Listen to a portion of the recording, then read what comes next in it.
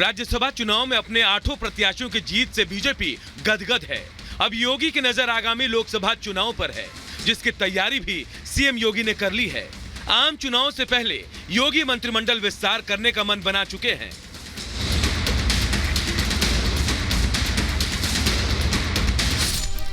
आज योगी मंत्रिमंडल का विस्तार होने वाला है। सूत्र तो यहां तक दावा कर रहे हैं कि जो नए नाम मंत्रिमंडल में शामिल होने वाले हैं वो भी फाइनल हो चुके हैं। मंत्री की रेस में कौन कौन? सूत्रों का दावा है कि यूपी मंत्रिमंडल का विस्तार आज शाम 5 बजे होगा। मंत्री पद की शपथ लेने वाले नए मंत्रियों को फोन पर आज लखनऊ में रहने को कहा गया है। दावा किया जा रहा है कि पूर्व मंत्री और एमएलसी दारा सिंह चौहान को मंत्रिमंडल में शामिल किया जाएगा। बीजेपी के सहयोगी दल और पूर्व मंत्री ओम प्रकाश राजभर को मौका मिलेगा। बीजेपी के नए सहयोगी दल आरएलडी कोटे से अनिल कुमार को मंत्री बनाया जाएगा। इंतजार बहुत अच्छा होता है और जो हमारे कार्यकर्ताओं की सोच थी, मंशा थी, चाहत थी, हमारे उन वोटरों की जिन्होंने संघर्ष करके हमारे नेताओं ने इस ऊंचाई तक पार्टी को ले आए हैं, तो हम तो उनको धन्यवाद देते हैं कि उनके संघर्ष के बदौलत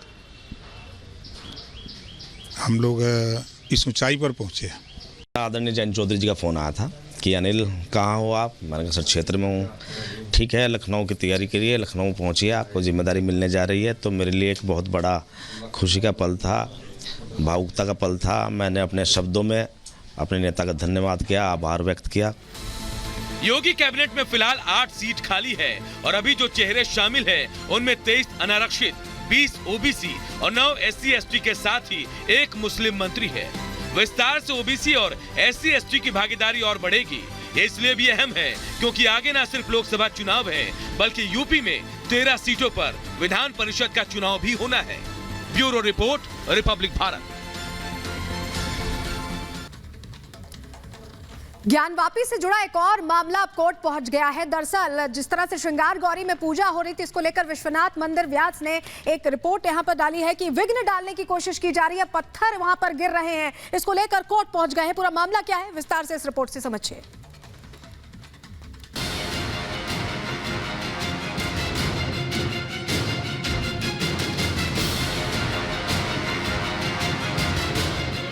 क्या ज्ञानवापी परिसर में चल रही पूजा को रोकने की हो रही है साजिश? क्या तहखाने में हो रही पूजा से किसी को हो रही है परेशानी? क्या है तहखाने के बगल में पत्थर गिरने का मामला? आखिर क्यों व्यास जी तहखाने की सुरक्षा को लेकर कोर्ट में की गई है अपील? 31 जनवरी 2024 ये वो तारीख है जब कोर्ट के आदेश पर 31 साल बाद देर रात व्यास जी के तहखाने में पूजा अर्चना की गई। पूजा बंद करने की याचिका को कोर्ट ने खारिज कर दिया, तो अब एक बार फिर से ज्ञानवापी के तहखाने का एक और मामला कोर्ट पहुंच गया है। ज्ञानवापी परिसर स्थित दक्षिणी तहखाने की मरम्मत और पुजारियों की सुरक्षा के लिए श्री काशी विश्वनाथ मंदिर न्यास ने अदालत का दरवाजा खटखटाया है।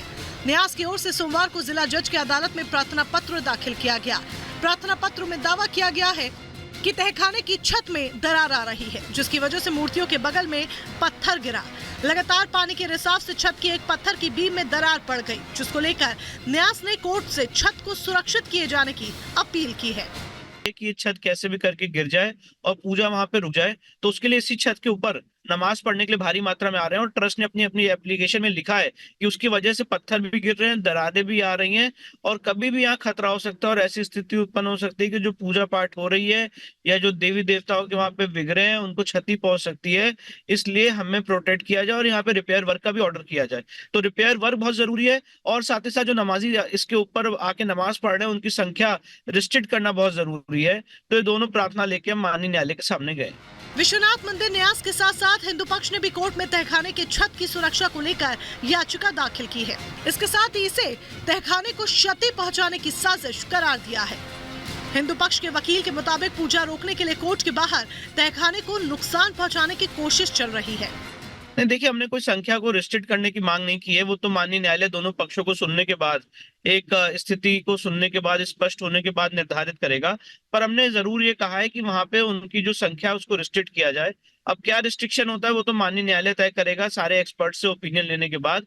दूसरी सबसे इम्पोर्टेंट बात यह है कि मुझे लगता है कि जब से 31 जनवरी 2024 का आदेश हुआ है, इस आदेश से अंजुमन इंतजामिया काफी परेशान है और अलग अलग तरह के हथकंडे अपनाए जा रहे हैं कि वहां पे पूजा पाठ रोक दी जाए, जिसका वन ऑफ द फैक्टर्स ये है कि यहाँ पे ऊपर से इतना दबाव डाला जाए कि ये छत गिर जाए, ऐसी स्थिति उत्पन्न करने की कोशिश की जा रही है।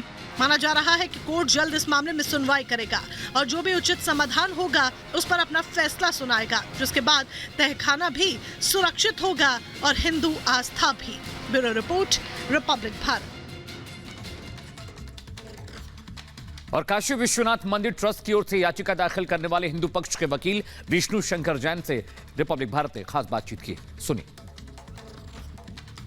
जो याचिका करता है विष्णु शंकर जैन, उन्होंने बनारस की अदालत में एक याचिका भी दाखिल की है। हम उन्हीं से बात करते हैं। विष्णु जी, क्या मामला है और क्या आपने याचिका दाखिल की है? देखिए, मूलतः हमने ये मांग की है कि जब से 31 जनवरी का ऑर्डर हुआ है ऑनरेबल डिस्ट्रिक्ट जज साहब का, जिसके बाद पूजा शुरू हो गई कोर्ट के ऑर्डर की कंप्लायंस में, उसके बाद एक ऐसी योजना बनाई जा रही है कि कैसे भी उस पूजा में रोका जाए, उसको विघ्न उसमें उत्पन्न किया जाए। तो उसी मंशा से जो मुस्लिम पक्ष के लोग हैं और अंजुमन इंतजामिया के लोग हैं, जब वो नमाज पढ़ने आ रहे हैं तो भारी मात्रा में उस व्यास जी के तहखाने के ऊपर की जो छत है उसमें आ रहे हैं, जिससे छत के जो पत्थर हैं अंदर गिर रहे हैं और उस छत में जर्जर हालत में, ऑलरेडी वो जर्जर हालत की कंडीशन में थी और उसमें डैमेज हो रहा है और कभी भी ऐसी स्थिति उत्पन्न हो सकती है कि वो छत गिर सकती है और जो पूजा पाठ है वो रुक सकती है, जो अंदर पुजारी हैं उनको चोट लग सकती है, उनकी जान को खतरा हो सकता है। इसलिए हमने मांग की है कि उस छत को प्रोटेक्ट किया जाए, वहाँ पे जो नमाज पढ़ने लोग आ रहे हैं उनकी एंट्री रिस्ट्रिक्ट की जाए, साथ ही साथ जो पूजा पाठ चल रही है, जो तहखाना है, उस तहखाने में रिपेयर वर्क कराया जाए कि जो पूजा पाठ है वो निर्विघ्न रूप से चलती रहे। तो इस बाबत हमने application honourable district court Varanasi में फाइल की। कब सुनवाई है इसकी? अब देखिए, ऑनरेबल डिस्ट्रिक्ट जज के यहाँ मामला की सुनवाई होनी है, पर अभी कोई डिस्ट्रिक्ट जज इसमें नियुक्त नहीं हुए हैं।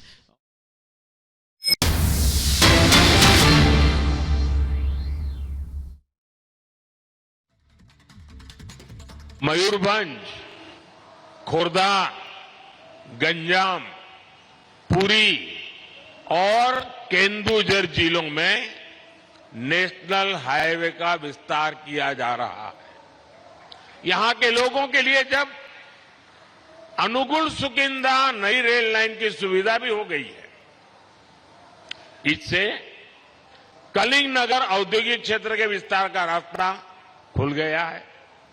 ओडिशा के विकास के लिए केंद्र सरकार ऐसे ही तेज गति से काम करती रहेगी। मैं एक बार फिर बीजू बाबू की जन्म जयंती पर उनको श्रद्धापूर्वक याद करते हुए आप सबको विकास कार्यों की बहुत बहुत बधाई देता हूं। जय जगन्नाथ।